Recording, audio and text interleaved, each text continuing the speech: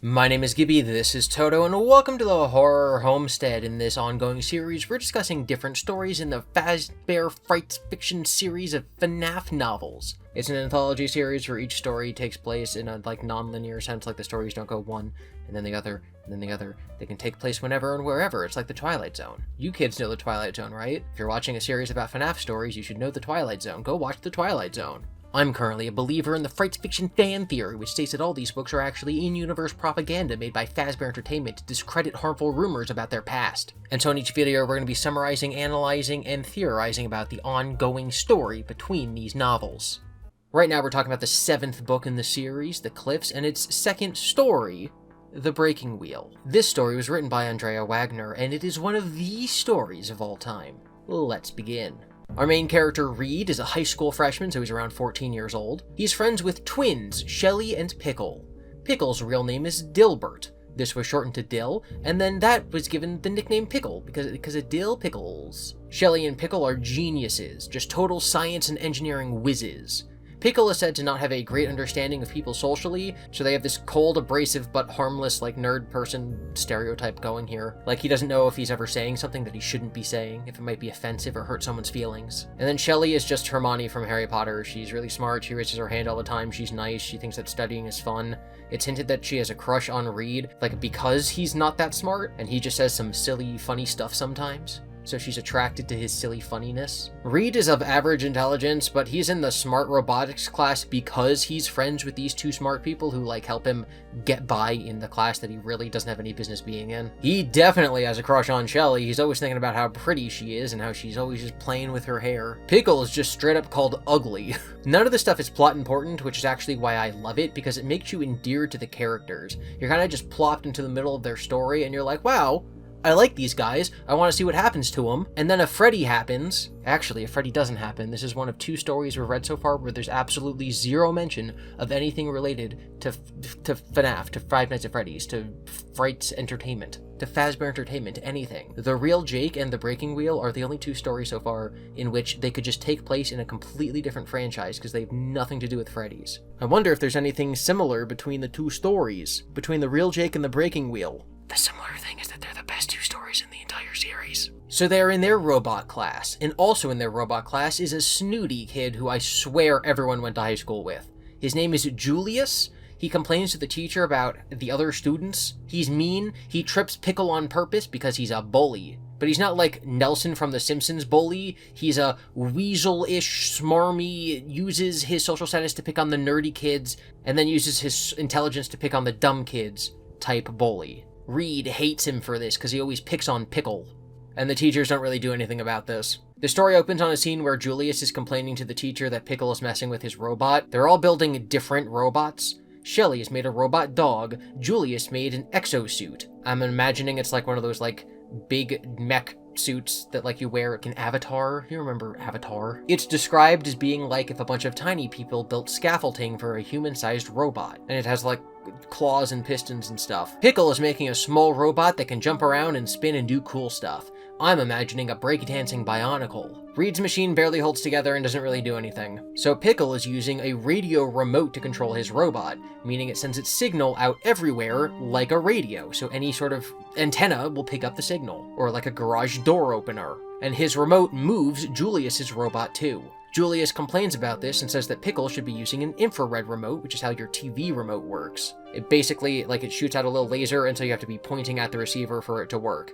So there's not going to be any interference from that kind of remote. The first couple of pages are building up this cast along with the teacher. They also talk about a cute, curvy girl that Reed also has a crush on. He shares a cute little wink and a smile with her after the teacher criticizes Julius. You see that Julius had told the teacher that Pickle was messing with his robot, and then Pickle's like, no, I'm not, I'm just using a radio remote. And Julius is like, well, tell him to stop using a radio remote. And the teacher's like, no, people are going to use radio remotes. It's your responsibility to build your robot in a way that it's not going to be interfered with by other people's remotes. And so that really made Julius feel like a fool. Because of this, Julius, who's described as a combination of a brain, jock, and bully, trips Pickle, who smacks his nose on the desk and his nose starts bleeding all over the place. But no one saw this and it kind of looked like an accident, so Julius gets away with it. Reed is thinking about how inadequate he is in the smart person class and how much he hates Julius, And his biggest accomplishment of the day so far was sharing a laugh and a wink with the cute curvy girl, and then he thinks about Shelly and he likes impressing Shelly. And he's gonna go over to Shelly and Pickle's house after school, and they're gonna study and maybe work on his robot, and they're gonna have snacks. He's just a 14-year-old kid with a bunch of things going on in his life, and he's just daydreaming in class. I want to read a whole book about this kid. I bet his life would be really interesting, and he'd probably go on like a cool adventure or something, but unfortunately, he lives in the world of Five Nights at Freddy's, Freddy Fazbear, and some things must be learned the hard way. In the malevolent universe of Five Nights at Freddy's, there's always an education in pain. I hope nothing bad happens to him. Like, I want there to be a science fair that he helps Shelly win, and then I want him to confront the bully, and then he has to pick which of the girl he likes, and then maybe he goes home and his dad is selling the house and he has to deal with that, and then he's like, oh no, I'm not passing my classes anymore. Maybe he has to study for like a really, really big test, and at the end of the year, if he passes the test, he gets to stay in town and like be with Shelly or whatever, and then Shelly wins the science fair and she kisses him because he helped her win, and then the bully, because he lost, he has to go to like military school or something, and there's a big climax and there's a big happy ending. I want to read that story. I don't want to read about what happens to these kids, because the field's gonna intervene. And no, I'm not exaggerating, it's actually the field. I'm gonna read you this passage. Pay attention to how many times Reed does something because he doesn't know why he's doing it. It just happens to happen, because that's the field. Reed looked around. He realized he and Julius were alone in the room. He hated that his palms had started sweating and his breathing was coming out faster. Why did he let Julius get to him? Bet you wish you could build something like this, huh, moron? Reed didn't answer. He wanted to pick up his backpack and leave, but something kept him in the room. What? He didn't know. It sure wasn't the company, which sucked. It wasn't the decor, which he found intimidating. And it wasn't the smell, which was a cross between chalk and soldering. I don't even know what you're doing in this class, Julius sneered. I mean, your runty little friend may be a mini freak, but at least he has a few brain cells. And your other friend, that weird hair-chewing chick, is an uppity cow. But with a little makeup, she wouldn't be bad to look at. And she has brain cells too. You've got nothing going for you. You're a freak, and nothing can make you worth looking at. And on top of that, you're all air up there, aren't you? Reed swallowed. Julius had just called Reed an ugly, stupid freak. And yet, Reed was still standing there as if he couldn't talk. It was like he'd been turned to stone. All he could do was stand there and watch Julius lean over and tinker with his exoskeleton. Julius looked up and laughed at Reed. Cat got your tongue? Julius lifted up his exoskeleton suit. Want to see it in action? It's pretty amazing if I do say so myself. Julius began fitting the suit to his long limbs and V-shaped torso. The metal shell lay over Julius's limbs. A shoulder strap, chest strap, and hip strap, along with clamps at the wrists and ankles, kept everything in place. Reed, biting the inside of his cheek hard enough to draw blood, remained rooted to the spot, watching. If Reed didn't leave soon, he'd have to walk to the Gerard's house. He'd have to walk over 7 miles, all because he'd stood here like a paralyzed mute for the last several minutes. He shook his head to try to get his brain rebooted. So Reed is like kept in place even though he wants to leave and go home, but also he wants to like punch Julius, both of which require moving, and yet he's rooted to the spot and can't explain why. That's the field. Julius threatens to lock Reed into the suit and remote control him to carry his books around the school like a robot slave. He points out that once you're locked into the suit, it's really hard to get yourself out, and you basically can't disobey the remote. If your arm is strapped to it, and the robot moves its arm, you're going to move your arm along with it, and you can't get out by yourself. Julius puts the exosuit on himself to show that although he's already very athletic and fast, the robot suit will make him even faster and more agile. He'll be like a super bully. See here? Julius held up his arms. He indicated his wrists, then pointed to his ankles. I've equipped the exoskeleton with locking mechanism, so once I get you in it, I can keep you in it. Julius, heavy with the exoskeleton riding his body, leaned down and fiddled with the wires leading to the skeleton circuits. Reed wished he had had the guts to reach out and shove Julius across the room, him and his stupid exoskeleton, but it was a good thing he didn't. A second later, Reed was glad he wasn't touching Julius. A radiant flash burst up like fireworks as a power surge sparked in the exoskeleton. Julius's body twitched, his eyes widened, and he went rigid for several seconds. Finally, Reed moved, stepping over to Julius. Reed quickly locked the wrist and ankle joints. They fitted together with a satisfying stick. As soon as they did, Reed stepped back and grinned. Julius wakes up from his electroshock. He is now locked into his suit and he cannot get up. He yells at Reed to unlock him, but Reed decides to just leave him in the classroom all night as punishment. So because now he's locked in, he can't get out by himself. It's like irony or whatever. He feels guilty about this for a sec, but then he realizes that if he lets Julius out right now, Julius will just beat him up. The decision basically made itself. Julius was going to be locked in overnight. The idea had buoyed Reed so much, he felt like he was floating. "I'm going to do you a favor," Reed said, happy that he had something clever to say. "I'm going to leave you here in your suit overnight so you can get an idea of what it feels like to have someone treat you the way you treat everyone else. Maybe your robot can teach you a thing or two." "Hey!" Julius tried to get up, but his exoskeleton was contracted and stiff. It was acting like a full body cast, keeping Julius's body locked in a seated position. "Have fun," Reed called as he sprinted from the room. Before he left the classroom, he shut off the lights. "Get back here, you stupid ape!" Julius screamed. "Do you know what you've done? I'm going to kill you!" The last few words came out as a nearly unintelligible screech as Reed pulled the door closed. For once, Julius had no power. Reed had it all. Reed grinned. Then he turned and ran through the school, hoping he wasn't too late to catch his bus. This is out of character for Reed, but it also makes this spur-of-the-moment decision he made make more sense. Like, this is not his normal personality. This is just, like, he snapped, and so now he's doing this. He's being a bully back, but, like, it's irony, so it's okay. He was threatening Reed with the suit. The suit malfunctioned, and all Reed did was take advantage of the fact that the suit malfunctioned to give him a taste of his own medicine. He was going to trap Reed in the suit, so Reed trapped him in the suit. Spur-of-the-moment justice. He then immediately starts regretting this because, duh, leaving a kid locked into the school over the weekend is a bad thing. He thinks that he should go back to the school after his study session with Pickle and Shelly to unlock him, so really he'd only be there for a few hours, not like the whole weekend. I guess it's not a weekend, it might just be a normal school night. Anyway, it'll only be a few hours, not overnight. And this makes Reed very likable. He's standing up to a bully, it's ironic justice, it's on behalf of his friends. The bully was physically threatening him, and he felt bad afterwards, and he's gonna go make amends. Reed is a great point of view character. I like him, I like where the story is, I like where it's going. It's a great setup. On the bus, Shelly is reading a history book about torture devices and starts talking about them in an academic sense, which makes Reed feel very guilty. She discusses the Judas Cradle, which is a seat that slowly impales you for several days. That reminds me of a spring lock suit. She discusses the Breaking Wheel. Hang on, that's the name of the book. And is also like a spring lock suit. Is this whole book a metaphor for spring lock suits? The exoskeleton that Julius made is not made of spring locks. It does not have a crank. It's not literally a spring lock suit. It's not going to contract and squish you. But it's like sort of the same thing. Like if you were making a FNaF knockoff and instead of having spring lock suits, you had something like this mech suit, this exoskeleton, that would make sense. Anyway, Shelly starts talking about the Breaking Wheel, which again is the name of the story. The Breaking Wheel is something that they like tie you to, and then other people like beat you up with bats, and then it turns you into a lump of goo. All your bones break, you become a fleshy little flesh monster. Reed thinks that this exoskeleton thing is kind of like the Breaking Wheel in that you're locked in place and can't move, but like as long as no one starts beating him with a baseball bat and breaks all of his bones, he's gonna be fine. So like the thought is there in Reed's mind that he's torturing Julius, but he also knows on a more intellectual level that he's not. Reed decides he's going to try to enjoy himself at Shelly and Pickle's house and that he'll just go and free Julius afterwards. Julius does deserve this after all. Shelly and Pickle have a 6-year-old brother named Ori. He's also very smart for a 6-year-old. The parents are going to be out of the house. The parents are super nice and they treat Reed like he's part of the family. The kids start eating snacks and doing homework. We get some really sweet scenes where Shelly's robot is acting like a real dog. Reed thinks he could be used as a therapy dog. Ori starts playing with Pickle's little bionicle robot. He's all happy, he lights up, he's messing around with it like a toy.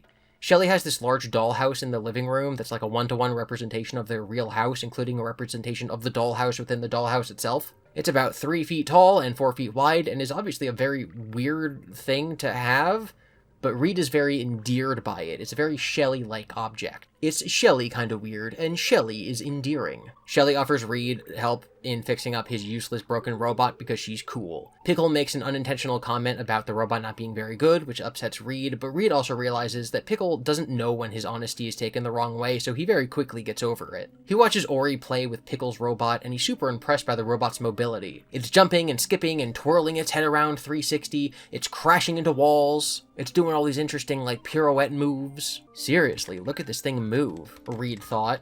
He shook his head at the little robot skeleton as it whipped in tight circles. He sucked in his breath and sat up. How could he have forgotten what happened in class today? This is when the story went from one of my favorite character and world-building wise to one of my favorite horror story wise. I didn't put it together until Reed did just now.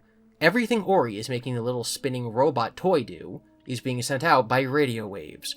Radio waves that will be picked up by the exoskeleton that Julius is currently strapped to. So when the little toy robot spins its head 360 degrees, when the little toy robot pirouettes, cracks its legs in one direction and its top half in another, when the little robot runs into walls because the kid piloting it is kind of clumsy, When the ball joints rotate in ways that human joints can't, Reed believes those same things are happening to Julius. These few pages are some of my favorite in the entire series. Ori now had the robot skeleton racing through the room in dizzying serpentine routes around furniture.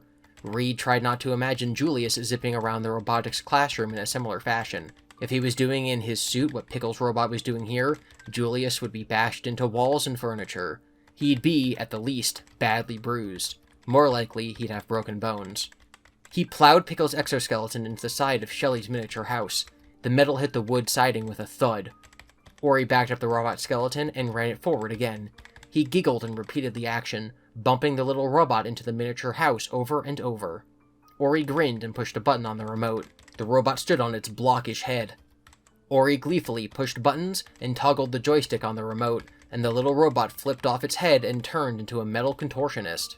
It started crawling across the floor like an octopus, its joints warping into impossible pretzel-like shapes, looking at once like it was turning itself inside out, and like it was expanding and contracting the way a beating heart did. The robot became so fluid it resembled a snake. Reed stared at it, his throat constricting. The little robot hit the side of the miniature house again, and when it did, something large hit the outside of the Gerard's house.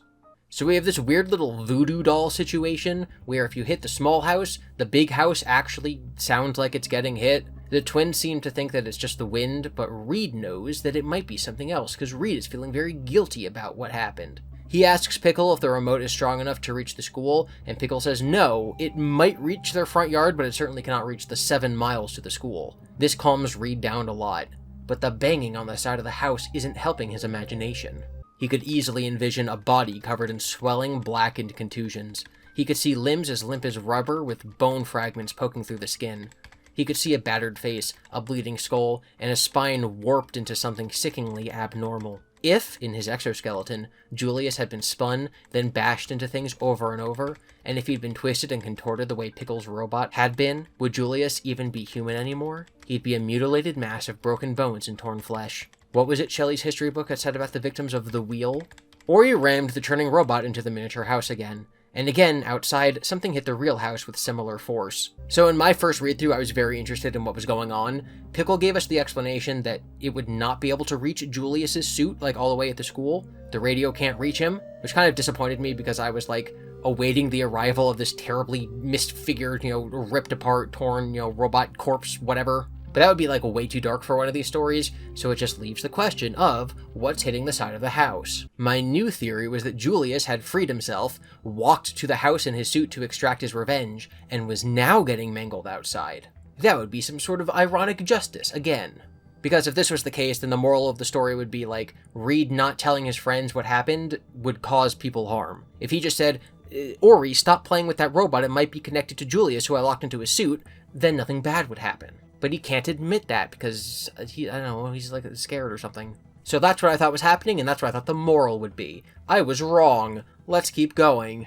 Reed wants to look outside to make sure that Julius isn't crawling up the house, so he lies and he tells the twins that he wants to go get a book from Pickle's room. He goes upstairs and peeks into their rooms to look out each of their individual windows to see different sides of the house. He realizes, too late, that him turning the lights on in each room is just making it really, really easy to see into the house. If the light's on in the room, anyone outside would be able to see into the room, but he wouldn't necessarily have an easier time seeing outside the room. While he's upstairs flicking light switches, he hears the twins call from downstairs saying that they're going down the street to get sodas. They ask if he wants to come with them. He says no. So now he's alone in the house. He starts thinking about how Julius is a bully, and he's been bullying him for years, and he deserves this if it's happening to him at all. He clears the second floor. He goes downstairs. He's thankful that Ori left the remote behind. I had thought that maybe, they'd walk to the store and then they'd be in range, but again, that's not what happened. The story isn't doing the obvious thing. But there's still some tension because he fully believes there's something outside the house. Reed's currently in his it's just my imagination phase because he's, cleared the house and it's fine and he's whatever. But he's also, scared because he is home alone.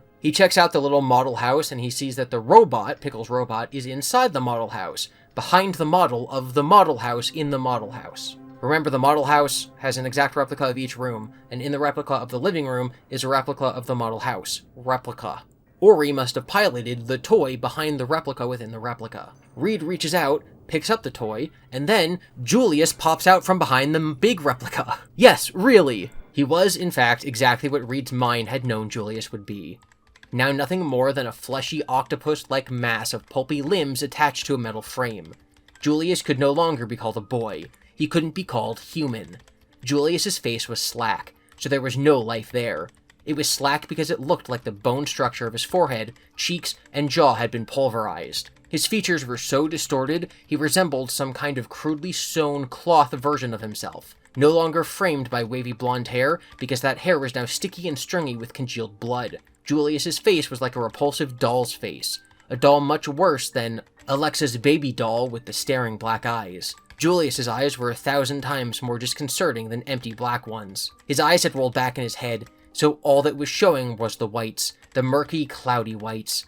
Those ghostly whites made him look like a sightless zombie. But, like a zombie, Julius, alive or not, was moving. He was moving determinedly toward Reed. Yeah, so they went there. They actually went there, and I'm so glad they did. They actually had this kid get torn apart by the robot, but, like, still be alive because agony? The remote is obviously not in play anymore, so the robot moving around is now completely, like, under the willpower and the control of Julius. So it's, like, now powered by his agony or whatever. We now get 9 pages of the Thing running after Reed and attacking him in different rooms of the house. This is not like Out of Stock, where 3 boys have to fight off a glorified Tickle Me Elmo for 11 pages. This is like a huge monster that keeps almost killing him and impaling him and attacking him. We're, like, reading this on the edge of our seats because he might just get grabbed by the monster. All the while, we're not entirely sure what the Thing even is. And if we are given an explanation of what it is, it's gruesome and terrible and disgusting and horrific. I love this book. The Julius abomination dropped off the ceiling and landed on Reed. Reed screamed and tried to squirm out from under the horrendous combination of hard and sharp metal and squishy, clammy, destroyed body parts. At the same time, he tried to hold his breath because the Julius Thing smelled dreadful. It smelled like blood, putrid flesh, and stale sweat. It was dripping on Reed, too. Julius's flesh and his no longer stylish clothing, perforated by puncture wounds caused by jutting cracked bones, was smeared with dried blood, and his body still seeped fresh blood, too. "Let me go!" Reed yelled. Why did he waste his breath? Did he really think a shouted command would stop whatever Julius had become? It wouldn't have stopped human Julius. It sure wasn't going to stop this version of Julius. Julius now seemed to be supercharged by the monstrosity that he'd become. And that monstrosity had been born of the kind of emotions that propelled humans past their usual limitations. Emotions like pain and fear. Emotions like rage. Julius's rage was more powerful than Reed's guilt. Reed didn't stand a chance. Blood was pooling in the spongy mass of what used to be Julius's face. It looked like a misshapen sponge that had been used to clean up a massacre. And now it was dropping its warm, wet contents onto Reed's cheeks. The previously cream-covered scarf looped around Julius's neck was saturated too. It hung down toward Reed like a dead animal in a slaughterhouse. Mesmerized now by the whites of Julius's eyes bulging out from between long blonde lashes, Reed couldn't turn away from the malformed thing above him, but he still struggled. Grunting, he shoved upward with all his might. It did no good. It was like the weight of 100 cars pinned him down. "Please, please," Reed whispered. "I'm sorry. I'm really sorry. I didn't know this was going to happen to you. I just wanted you to be locked in overnight. I didn't want this to happen." He knew there was no use begging, but he couldn't help himself. He opened his mouth to say something else, but that's when the question of whether Julius had consciousness was answered. Julius shifted downwards to press his heavy, seeping mass against Reed's mouth. Reed could no longer speak, but he could hear. In the distance, downstairs, the other kids were returning from their soda run. Reed could hear Pickle suggesting to Shelley that he could construct a better torture device than anything medieval people had come up with. "I'm not sure that would be an accomplishment, Pickle," Shelley said. Reed strained, grunting, desperate to get their attention. Trying to yell, Reed could only make unintelligible groans. Downstairs, Ori piped up, "Can I play with the remote again, Pickle?" Julius's mashed hand somehow grabbed hold of Reed's outstretched hands. Julius's formless legs somehow managed to wrap tightly around Reed's ankles. Reed was now as linked to Julius as Julius was to his exoskeleton, and Reed knew what was going to happen next. Downstairs, Pickle responded to his brother's question. "Sure, Ori, go nuts, we have all night." This is incredible. This is the best, like, fright scary horror scene in this entire series. This is crazy. I cannot believe this is in the same series as those other stupid, toothless, violence-less, goreless, stupid baby stories. Apparently the Breaking Wheel was originally going to be the first story in the book The Cliffs, but they changed it because the cover art that came back for it was, like, too gruesome. This was supposed to be the cover art. This is crazy. Also, the ending of this story. I didn't even read you the ending yet. It keeps going. Yeah. We get an even better ending. I thought ending it there would be kind of cool, like, oh no, he's gonna play with it all night and kill Reed, but we get more. And what I love about it is that it's all in your imagination. You look at the robot and you imagine what's happening to a human, but the book never gets graphic about a human getting hurt, so it's like, it's fine for kids to read, I guess, but that just makes it so much more disturbing, because when you see the robots do it, you have to imagine yourself that a human's doing it. Anyway, this is how the story ends. Pressing a button, Ori got the little robot to crawl out from behind the miniature house. He carefully maneuvered the robot out of the miniature house, not wanting to get on his sister's bad side. One time, he ran the little skeleton into a wall. When he did, he heard something bump on the floor above his head. He looked up, but he didn't hear anything else, so he continued carefully guiding the robot out of the house and onto the miniature porch. When he got it out, he did a little fist bump. Ori grinned wider, and decided to see if he could get the robot to do even weirder things than it was doing before he got his soda. He began manipulating the remote so fast his fingers were just a big blur. In response, the little robot shot off the toy house's porch and began spinning and thrashing. While Ori shouted in triumph, the little robotic skeleton began popping and snapping its metal limbs in all kinds of unnaturally delightful ways. Analysis. This is one of my favorite stories.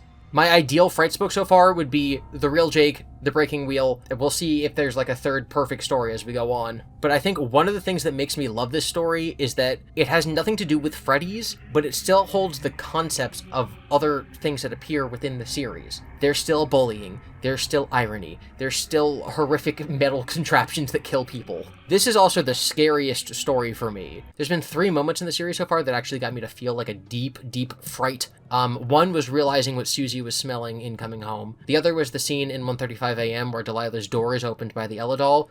And then the other third one is the new kid, when I realized that there's like 20 pages after Kelsey dies, where they have to deal with the fallout of what they did. This story is basically just that feeling the entire way through. Like, I was reading the story and following along with like what it was setting up, but I didn't put it together until Reed also put it together. And then I just thought about how Julius was being torn apart. And then I was like, oh, well, it's not like they're really going to be tearing Julius apart. It's just going to be like he's imagining it. Nope, no, it really happens. Your most horrific nightmares, the thing you're thinking in your head that's like the most disturbing thing that could possibly be happening, is what happens. I could see this being a short film and being absolutely beloved. I was so worried that they wouldn't be able to pay off what they were setting up, but it does. This is actually the best Fright story, in a scary sense. I think The Real Jake is better, but The Real Jake also isn't scary, like, at all. Literary analysis time. Shelley's robot dog is named Thales after a Greek philosopher who was considered the first scientist. He also discovered the Ursa Major constellation, so he found the big bear in the sky. Maybe that has to do with Freddy's. Shelley's name might come from, say it with me, Frankenstein. The author, of course, being Mary Shelley. But that is spelled differently, so maybe her name is Shelley because she's closed off from people. Or maybe because shells are things found in the ocean, and pickles are pickled in brine water. And Reed is also a thing found in water. Maybe that's it. One of the cute things that Shelley likes about Reed is that he says silly things. Like one day, Shelley's complaining about something that was impossible, and then Reed points up to the sky at a cloud that looks like a castle and says, "Look, a castle in the sky. That means impossible dreams can happen, even if it's in another dimension." And then Shelley looks at him and says that he's right, and this makes Reed go like, hey, that impressed her. Maybe she likes me. So I thought that was cute. Speaking of not cute things, the exoskeleton suit. It's analogous to spring lock suits in that it's a metal contraption that kills you, but it doesn't have any spring locks. There's 0 mentions of anything Freddy's related in the entire story. It's probably not in continuity, but it's possible that this is like in another dimension from the main FNaF timeline. Maybe that's why he talks about different dimensions. Impossible things can happen elsewhere. Spring lock suits and Freddy's and whatever can exist somewhere else in the multiverse, but in our universe, there is no Freddy FNAF bear. This same event could be paralleled in a different continuity, so like, this could be this universe's version of the spring locking incident where William dies. This is what, in actual literary circles, a parallel is. Julius getting killed in the exoskeleton suit is actually a parallel to William's spring locking. Similar events by similar characters in similar ways in different parts of the story. It's also a story about a monster coming to get you at a house, but it's not your house, after the kid that you bullied got killed or something. So it's kind of like Mike in FNAF 4. What's even more interesting about that is that, like in FNAF 4, where we have like a real house, but then a weird observation house as implied in Sister Location, in this story, we have the real house, and then inside the real house, we have a miniature house that's a perfect model of the bigger house. I still don't know what FNAF 4 and Sister Location are saying, but this is saying something. Mike is attacked by Nightmare Fredbear, the animatronic that killed his brother, because he was bullying him. Reed is a Mike parallel. The animatronic thing where he bullied a person in who died is coming after him. There's a mini replica of the house in the house, like the testing chambers. These ties to FNAF 4 seem so purposeful, I think it has to be a hint. The mini house and the big house seems like a weird Scott Cawthon curveball that Andrea Wagner had to work with, probably because he wanted people to connect these dots to FNAF 4. Bullying means monster follow you home. There's a mini version of the house in the home. Reed's friends are boy and girl twins, maybe like Charlie and Sammy or something, I don't know. But what does this mean for Frights fiction? Nothing, because there's nothing Freddy's in this story. Next! I mean, that doesn't really mean nothing, it could just mean that this is like an interpretation of spring locks. If you look at the back of the book, it says that you have to learn things the hard way, but he dies, so I don't really think that that's learning things the hard way. I sure hope that the next story, He Told Me Everything, isn't the worst in the series. Ha ha ha. Thank you for watching. Be sure to be nice to each other in the comments. Consider supporting the creators you admire. Never lose sight of the things that are important to you. And remember, the Freddy stands for friendly, respectful engagement, discussion, discourse, yield success. Unfortunately, I'm not able to update my patron slide for May as I am traveling, so I would like to continue to thank my April patrons. Brandon, Lady Lilac, Lauren V, Morgan, Nan, Scott, Sophie, and Suka, as well as Billy, Klaus, Cami Khan, Eliza, Halmar, Johnny the Night Guard, Kira, Lauren R, Rhiannon, Rose, Sebhar, Thamagata, World's Greatest Bard, Ya Boy Peachy, and Zany Face, as well as Emily, HHD, Jinx, Jose, Mustard Shirt Guy, Rolo, and Riley, as well as Jeannie and Ray. Buy my merch, and we'll see you next time.